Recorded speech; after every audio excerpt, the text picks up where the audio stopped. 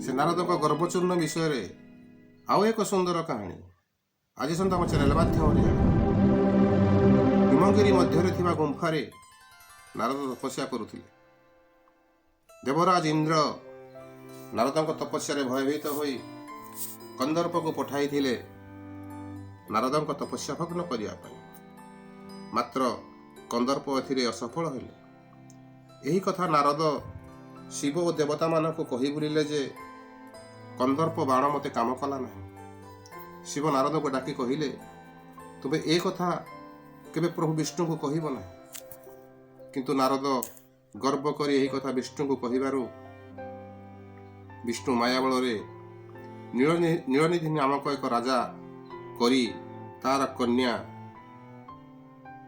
Jar नाम कि विश्व मोहिनी स्वयंवर कराई। नारद से राजांकर अनुरोध रे से कन्यार हाथ देखि जानिबा को पाइले जे जो पुरुष से कन्या को विवाह हेबो से अमर हेबो और सृष्टिर समस्त देवादेवी तांको पाद तल खटिबे। आज्ञा ए हला विष्णुंकर माया। यही कथा नारद जानी लोभरे विष्णु को जाई ताको रूप मागिथिले। विष्णु ताहा न देई एक कदाकार मर्कटर रूप नारद को देइथिले। नारद सही मुख नहीं स्वयंवर रे पहुंची लोकहसा हेले और कन्या ठारू प्रत्याख्यित हेले। स्वयंवर रे नारद अपदस्थ होई फेरी विष्णु और तांको दुई विष्णुगण को अभिशाप देइथिले जे मानव और असुर जनी रे तुम्हें माने जन्म ग्रहण कर।